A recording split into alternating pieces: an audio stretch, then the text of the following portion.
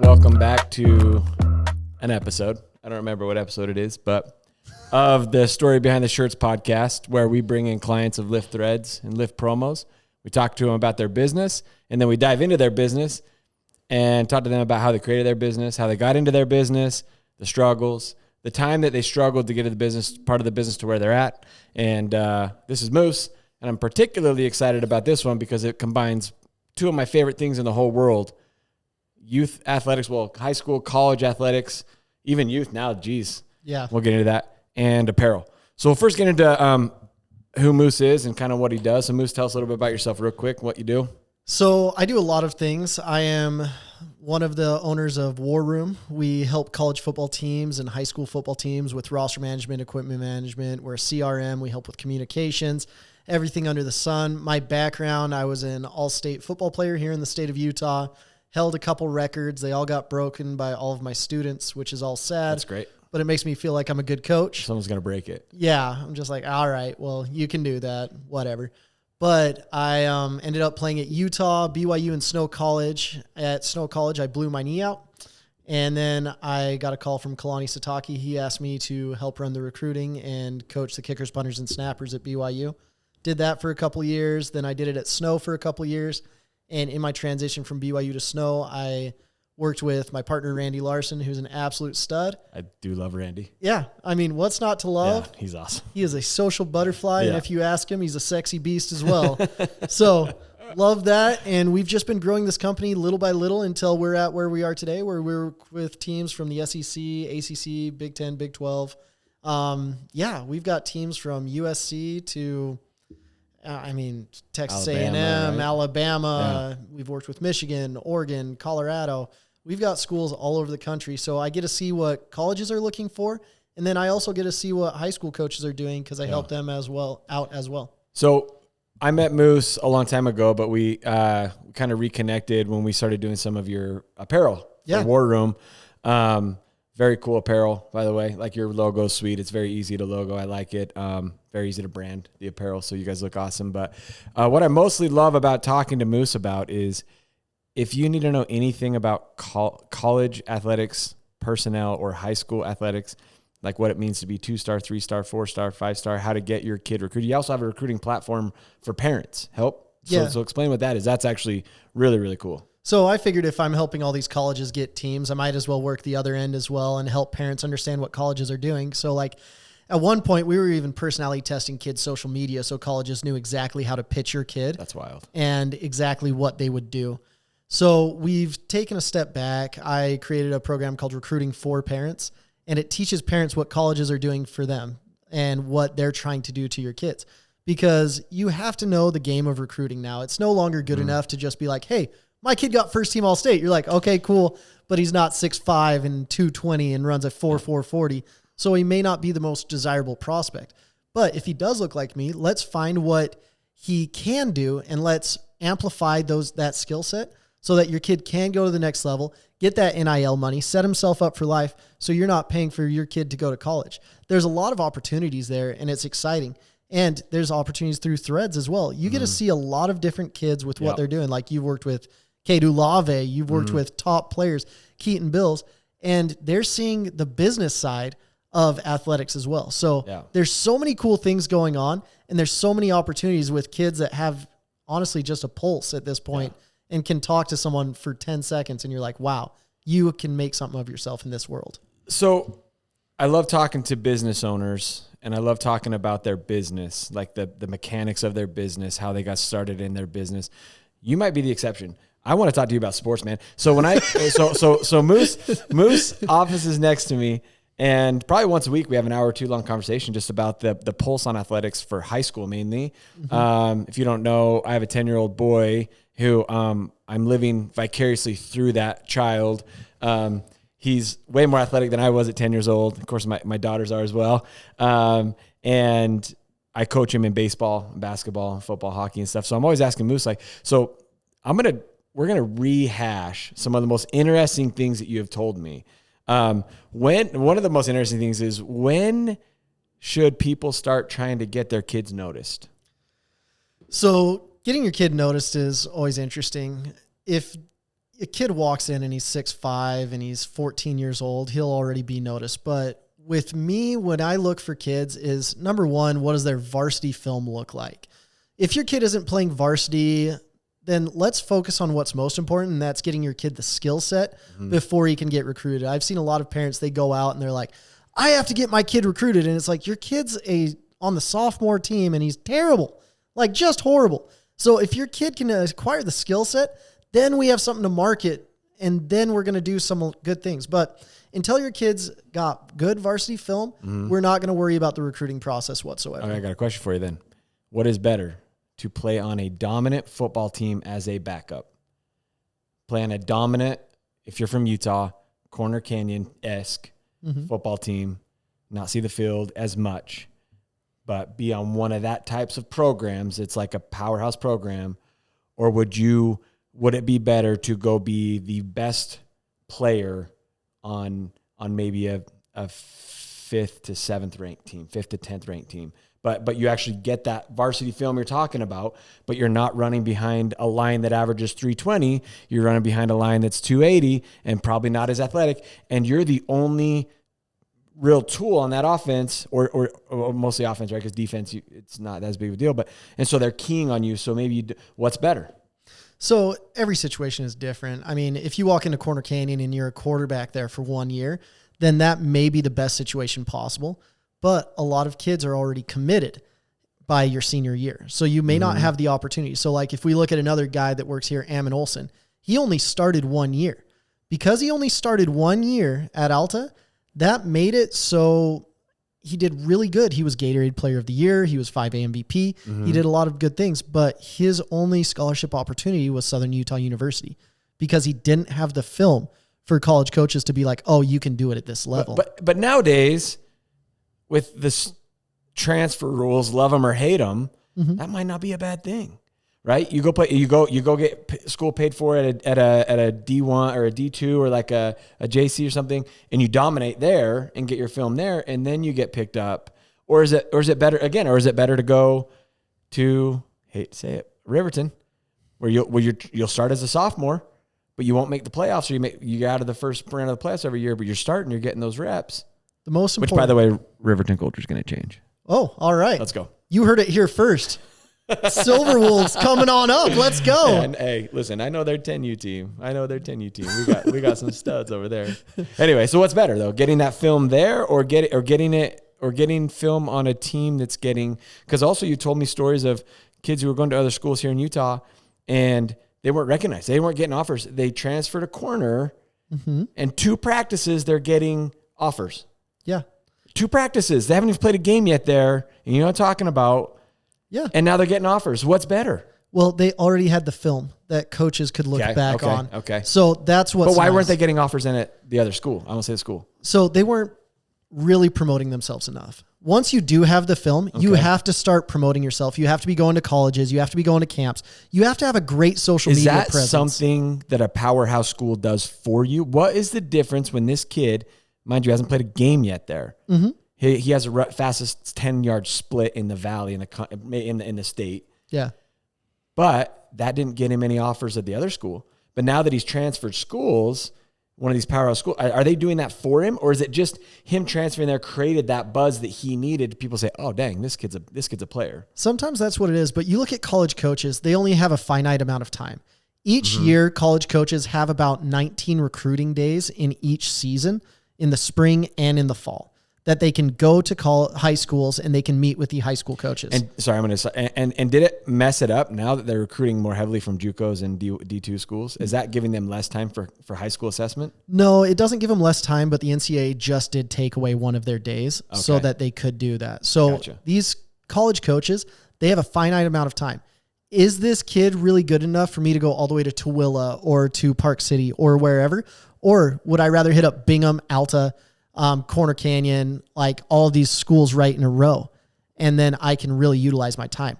That's where it's starting to make a difference. Okay. Am I going to fly in and use one of my recruiting visits for Cypress or not? Or a combine or sevens. Yeah.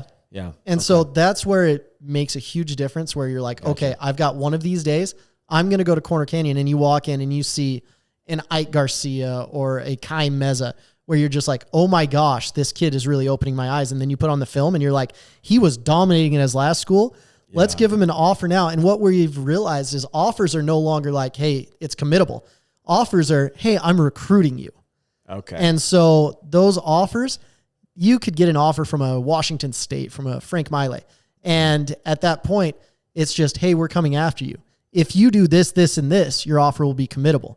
If you don't do this, this, and this, then your offer isn't committable. So are these coaches extending way more offers than they even have available? Yeah. So most schools, let's say you've got to take 3 offensive linemen, you'll offer 10 to 15 for those 3 spots. And so when you're sitting there, maybe 7, 8, and 11 commit to you. And what happens, let's say your number 1 guy on the board comes in and commits to you, you might get rid of 11 and say, hey, we've decided not to recruit you anymore because you haven't signed your letter of intent. And because of that, you're taking your number 1, 7, and 8, but not 11. And that number 11 kid has to go find somewhere else to play. Or could probably be like a preferred walk-on or something like that. Could be a preferred walk-on, but you already know that the coaches devalue you at that point. So you're not going to go take a PWO to that school, and you're better off going to an SUU or wherever. Let me ask you, Moose, and I've had clients come in and I'm like, Moose, I need you to talk to this guy because his son's 6'2", 9th grader, and he's got feet like what's your number 1, like as a parent, like I have a 10-year-old, probably nothing I should be doing now except for developing his like footwork, his skills, his hand-eye coordination, his actual core, like strengths. And again, he hasn't hit puberty yet, so I don't even know, like he could be as tall as he's ever going to be right now. I don't know. But as a parent that's got a kid maybe going into 8th grade, who's an athlete, right? What is some advice you would give to that parent or parents about that athlete to start getting noticed earlier?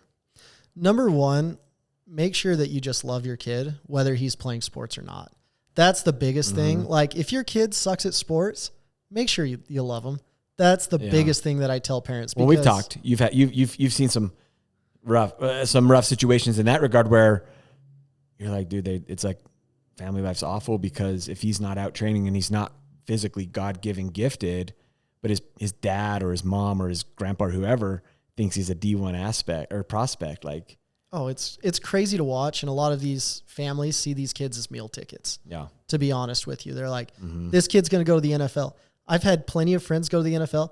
It's not life-changing money most of the time. For the top, like, what, 20%, 15%, 10% maybe? What do you think, Moose? Maybe 7%. 7% it's life-changing money. Everyone else is like, it's good. It gets them along. Yeah, everyone else, it sets you up for the next 10 years. But besides that, you're just like, oh, crap.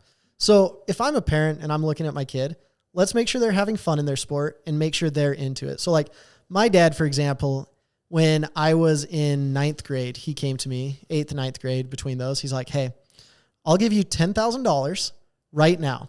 That's enough to buy a car. That's enough to start investments, do whatever you need. If you quit football, because I'm going to end up spending more than that to do football. And I took a step back. I sat on it for a day and I'm like, you know what? I really like this. I really enjoy it. This is something that I want to do. And if the kid is really leading the conversation for he wants this or she wants this, that's where things start to make a difference because about 8th, 9th grade, it's no longer the parent that can push the kid anymore. We can't do daddy ball. Those kids never end up being good. You're going to have the kid saying, I want to go to practice. I want to do this. I'm the one that's doing this. And I'd even have the kid work for different camps that he wants to go to. If your kid's good enough to start going to high school camps, let's make sure your kid is working for that camp, paying for half of it. Yeah, when you're saying working for that, you mean like pulling weeds to pay for it. Pulling weeds, mowing the lawn, doing whatever. Because we have to have a sense of humility in there, not just, I'm the man, I'm doing this, whatever. Cool, you can run a 4.40. Let's make sure that you're a good person on and off the field. That's more important to me than anything else. When I feel like there's a lot more today for 4.40s than there were 20 years ago. Yeah, there's better training today. And so they're looking more now like, is he a good dude? Yeah. Is he going to be in trouble on off the field? Is he going to be a hassle? Is he going to take away from the focus of the team? Is he going to show up to practice late? Stuff like that. I mean, I just had a situation just barely with a coach from the Mountain West. He called me. He's like, hey, I love this kid. He is a baller. I just offered him. And I said, you're an idiot. He's like, whoa, why? He's like, he's very talented. I'm like, I think this kid is extremely talented. Probably one of the most talented kids in the state. he did this, this, this, and this. So when you're recruiting kids, you're doing background checks all over the place. Oh, you're explaining this to me. It's crazy. Yeah. I mean, they're looking at their Instagrams, their Facebooks. Like if you're not cleaning that crap up, like more than that. If you're on there, like, showing all your dirty laundry, they're going to see it. Well, kids think you can hide it, but the internet is forever. One, but two, it's more than that. I had a college coach I sent to a school, and he went in, and it's not just how you act on social media. They'll ask, he went to this school, I can't name the school, but goes into the school, grabs this kid, and he's like, hey, tell me about so-and-so. And he's like, oh, I know that kid. He beats me up. Coach turned around, walked out, and told everyone not to recruit that kid.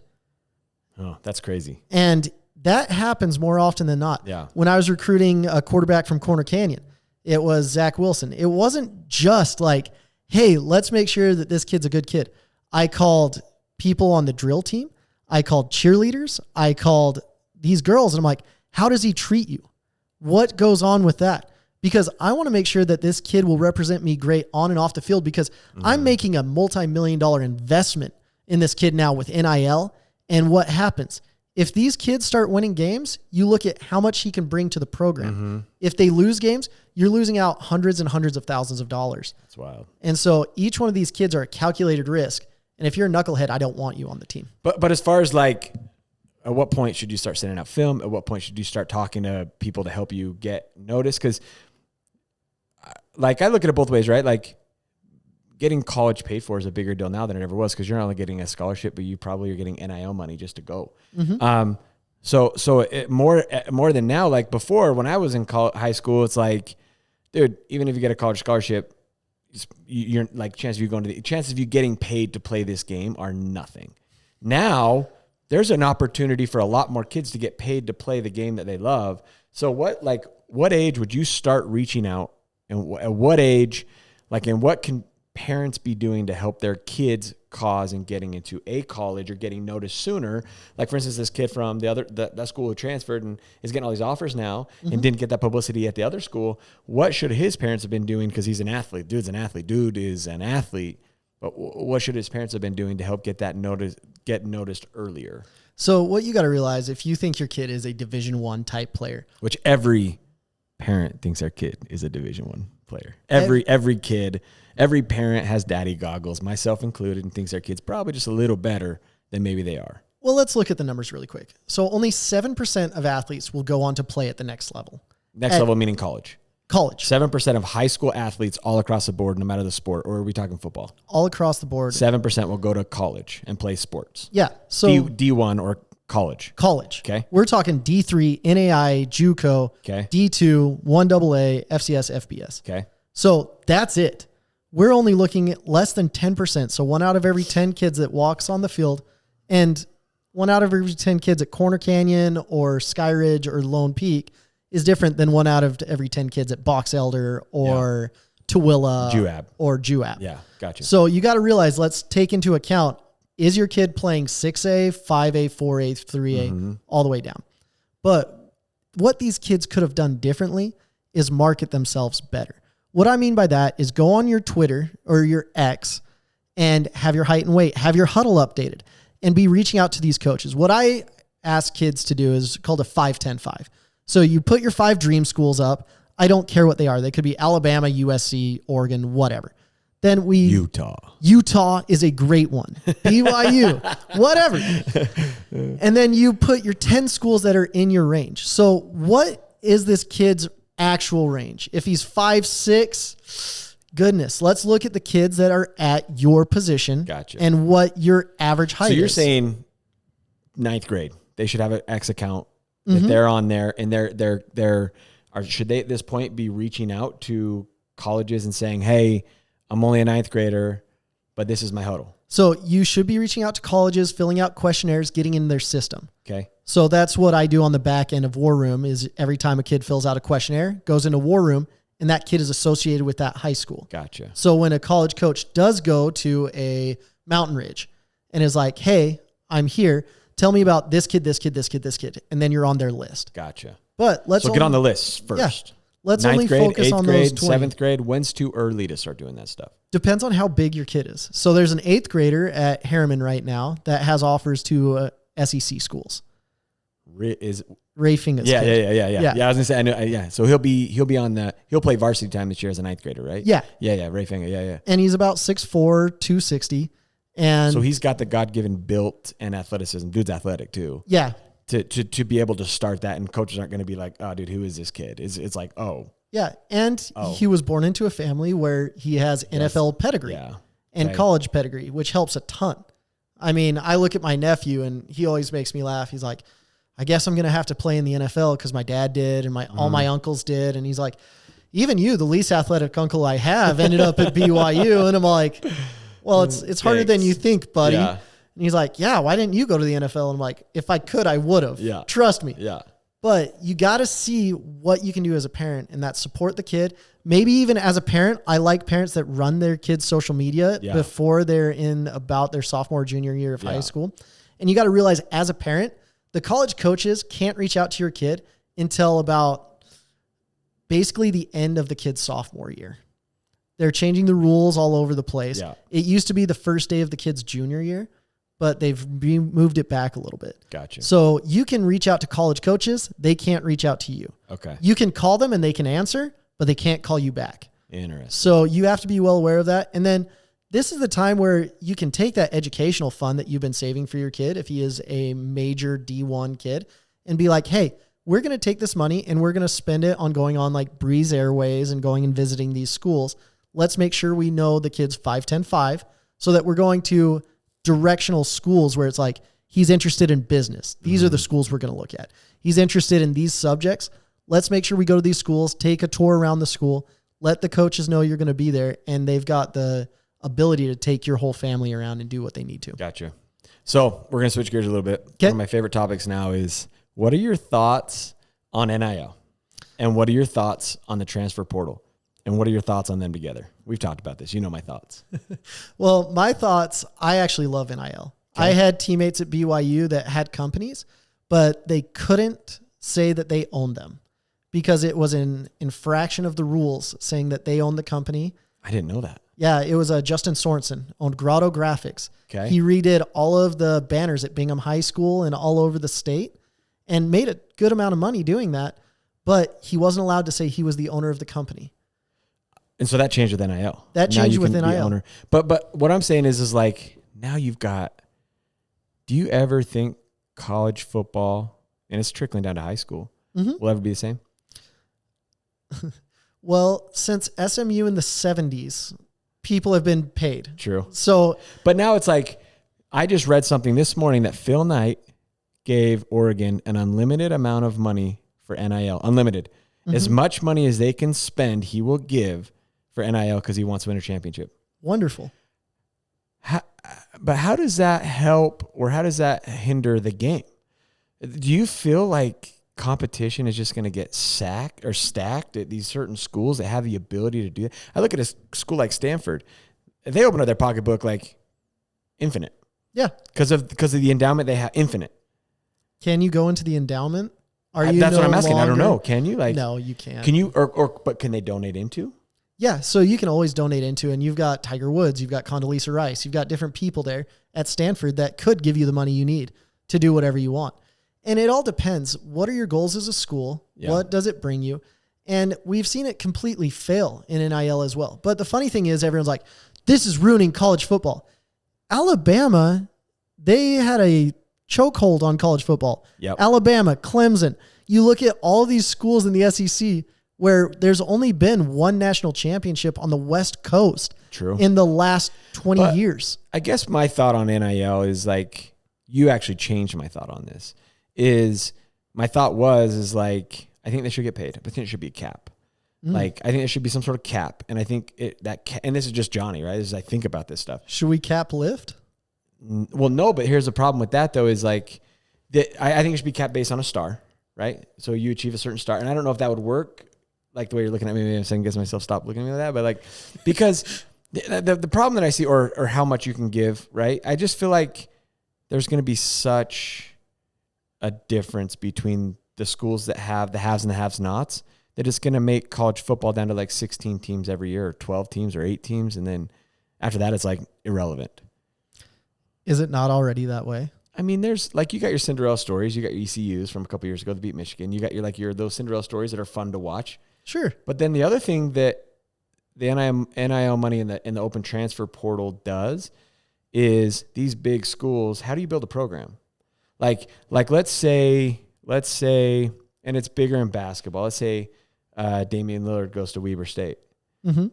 Okay, let's say he's dominating. There's not a chance that Damian Lillard stays at Weber State those years if NIL and transfer portal's open. Sure. He's getting gobbled up. But like now, Weber State, they go out and they do the recruiting. They do what they're supposed to do. They find a diamond in the rough. They bring him in. And after 1 year, he's gone. And so now this poor Weber who did something the right way, right? They just basically are like a farm school.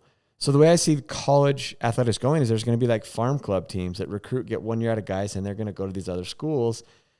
And I'm like, man, that just doesn't seem fair to these other schools. So there's 2 rules going into play that the NCAA is playing with, but the NCAA is really a ready, fire, aim organization where they throw a rule out and you're like, what data do you have backing this up? What's your thought process?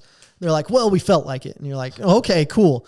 This one instance in Alabama makes it so it's concise across the whole country. They're proposing 2 things. One is a roster limit of 85 total players on your team, which I think is asinine. They're like, well, the NFL does it with 53. But the NFL also has free agency where guys can come in, and if you have too many injuries at one position, then you can just go on the street and grab someone that can come play immediately. Practice squad. You've got like practice squad. Their agents are continually reaching out saying, hey, my guy's ready whenever. You've got 14 guys on practice squad as well. So you sit there and you're like, that's not the same. And then they're saying there's a roster limit, which I don't agree with. And then they're also saying a cap of 20. Well, the argument is 22 million versus 20 million versus whatever for your entire team. So they think they can even the playing field doing that. But the problem is, how many schools can afford a $20 million annual endowment? And dude, that doesn't stop boosters from just saying, hey, we got the 20 million here. I got your million here. Right. And doing what they used to do anyway. They're still doing that. Then that doesn't include as well when these players like Dart, he goes out and gets a deal with a private jet company.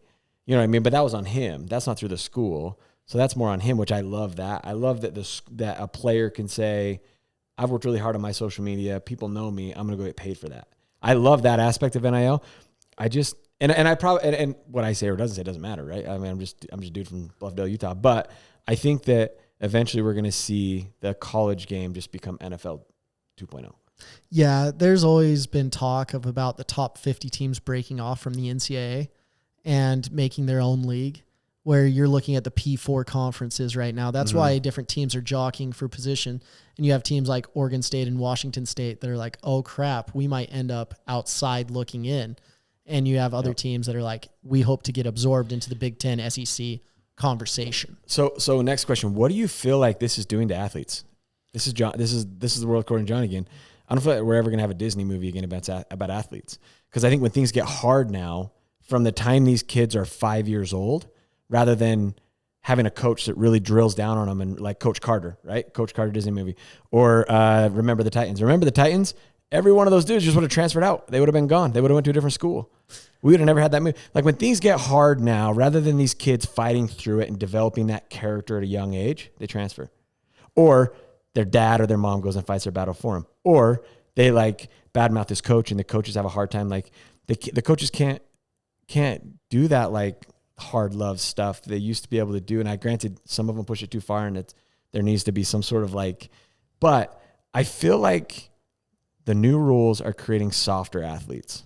What do you think? Well, you're talking about a societal change that's happened over the last few years, where even kids have trouble going in and talking to teachers. So the parents just go in and they're like, why didn't you give my kid an A? Do you agree though that sports, football, wrestling, baseball, basketball, swimming, all of them, because of, for me at least coaches do, they shape me. Like my dad shaped me more than anybody in the world, but my coaches were second, my grandpa. Yeah, who you surround yourself with is very important. And I love sports because usually it's a meritocracy. unless you're playing daddy ball. So that's where a lot of things come into play. Like if I go out for tryouts and I can't do a certain thing, then they're like, sorry, you didn't make it. That happened to me in soccer all the time. I was a chubby, slow kid that could kick the ball really far. And I'm like, I got to find a sport where I only run 3 steps. Bingo. Yeah. I was like, football, let's go. But with it, I think failure is our greatest teacher. And I think the more you fail in life, the better off you're going to be. As long as you push through it. Now, if you fail and just quit, there's no lesson there. There is. Maybe it's not the right thing for me. I failed at basketball over and over again, and I'm like, maybe over and over need again. to Over and over again. Yeah. Over and over again. There's kids now at the little league level, 10U. Their dads are saying, if my kid's not the quarterback, he won't play on your football team. Great. If my kid's not the, and then how is that developing a kid where he, like me as a coach, I'm saying, dude, if your kid wants to play quarterback, put him in lessons, have him come ball out. We're going to take the best quarterback. But instead, these coaches are saying, man, he's an athlete. We really need this kid. We'll put him at quarterback. Man, this kid's really an athlete. We're going to play him both ways. That's not earned. And I think that's taking out of the sport the true beauty of athletics, especially at a young age, where these kids are learning that grit and that determination and that fighting through the obstacles to gain that character that propels them throughout business. I mean, most of these boys are not going to go to college and play football, basketball, baseball, hockey, whatever it is. Most of these boys are going to have jobs, and girls. I keep saying boys. I mean boys and girls, everybody, all of God's creatures. But like all of them, now there's not like that. Now it's like, I didn't get to play the position I wanted. Reality is there's a kid better than me. I don't want to realize that. So I'm going to either go play for another team, badmouth this team. I'm going to blame it on the coach. Reality is, dude, what if that kid wasn't supposed to be quarterback? What if he's supposed to be a defensive end, right? Yeah, it's really interesting because we can look at society. You look at how fast people are changing jobs now too. Yeah, it's crazy. It used to be you'd go to a job for 20 years, you'd get a gold watch and you'd say job well done. But even those coaches that you had grown up, they're like, oh, it's not as bad as when I was growing up, when I had to go to the Vietnam War or World War II, or I don't know, the caveman fighting ring whenever you grew up. But you got to sit there and you got to say, these kids are dealing with a different reality than what I dealt with. They've got social media on their phones. They've got so many different things that make their life different than what you went through. But wouldn't it be better now, though, to build up stronger characters, like stronger humans? I agree. And I think you got to find a more creative way to build up that strong characteristics. And you have to deal with parents are a little overbearing and they think that their kids are all God's gift to earth, and they are God's gift to earth, but maybe that gift is not athletics. Or maybe not of that position. Yeah. Or maybe, right? So I don't know. I wish there was stronger rules. Now, I do like again, I'm like both sides of the fence here because I can.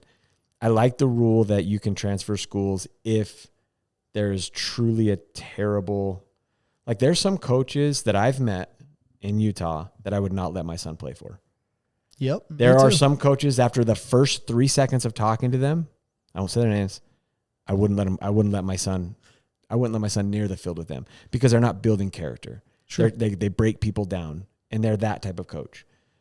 So the transfer rule, I'm like, and again, it's like, how do you really decipher what is really going on? Like, you don't know, right?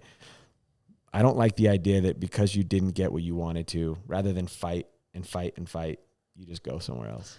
I agree. And then there's certain situations where maybe your kid is a D1 kid and a new coach comes in and is running a triple option and your kid's a quarterback, and you're just like, there's no way for my kid to be successful. Doesn't happen. And get on the field. Scheme, again, scheme. That's a reason why someone should be able to transfer and not have to sit out a year. Yeah. But just because you didn't get what you want, it makes it hard for sure. And transferring is always interesting, and it should never be taken lightly. No. I transferred colleges twice, and that was some of the hardest decisions I've ever had because I grew up thinking I'm the next Louis Sakota. I even trained with Louis Sakota. I just texted him the other day. He made it into the Hall of Fame. And he's like, you're going to be the next guy to take over here. It wasn't in the cards. We had Andy Phillips. Andy Phillips is a better kicker than me when I just got off my mission. There's no ifs, ands, or buts about it. And I had to face that reality. I'm like, I can go down to BYU, and I think I have an opportunity to start. Then I transferred from BYU. I got in a fight with my position coach, and it was really hard for me because I had friends there. I had everything set up, but I was like, what's more important for me, to play or to go down the path of no longer playing sports? This guy's never going to play me. Mm-hmm. We just cursed each other out. It was a beautiful fight. I won, but I looked at that and I'm like, I'm going to risk it on myself again. Yeah. And it ended up, when people think about it, not paying off. I had scholarship offers, but I blew my knee out and all of them got taken away. So what do you do at that point? What do you do when the transfer doesn't work out? When you transfer somewhere and you're second string instead of first string, do you have the ability, the wherewithal, and the character to handle that for the worst situation that pops up? I don't know. These kids, you got to teach them to be gritty, and it's tough. And it's a tough thing to teach them, but it happens at home. A lot of these kids don't have the parents to teach them how to be gritty and teach them how to define themselves outside of football. Half of my teammates, they go through an identity crisis when football is taken away, or basketball or baseball or whatever. Who are you without your sport is what these kids have to ask themselves. A great example of parents that did a good job with that is the Kafusis. Ronson Kafusi, one of my best friends, his dad made him work at the grocery store all of high school. Every single kid in that family had to work at the local grocery store. And they're like, look, this is also a great way to do life. They had to do piano. They had to do other things.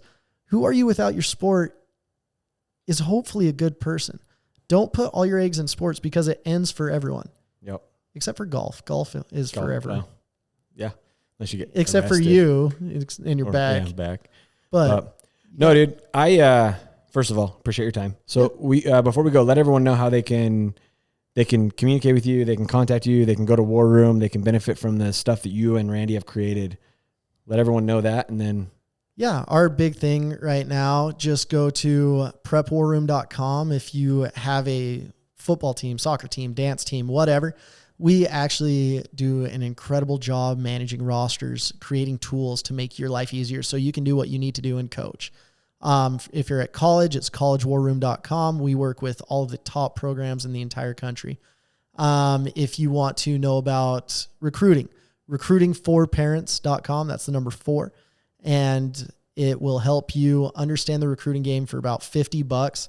And you can go through the whole entire program right there and then.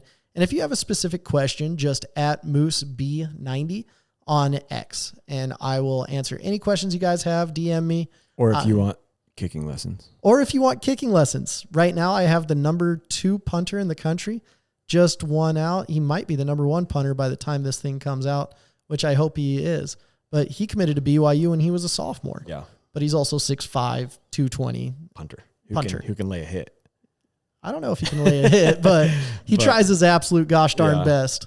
Well, Moose, thank you for your time, man. I know you're super busy. So check out War Room. It's actually really cool. Moose has ran me through the whole thing. Still don't understand a lot of it because I'm not tech savvy, but I appreciate your time, dude. And most of all, appreciate your knowledge about high school and the rules and all that stuff coming through. Really, if you have a child who has a chance, like Moose said, of possibly being recruited, it is really, really a good idea. Just from our conversations of learning this, it's a really, really good idea. If you want them to go to the next level, to start preparing and getting them into a position where if it is that opportunity where they are going to go to that next level, that they're in a spot where they can create the value for themselves. You don't want to start creating that value after you've realized, like, oh, dang, Mark can go. Shoot, we got to get on this stuff. So if you do feel like, and if it's your kid's passion, I would suggest doing that. And if you need to know more about it, that recruiting website, Parents Recruit for Recruiting. Recruiting for Parents. Recruiting for Parents.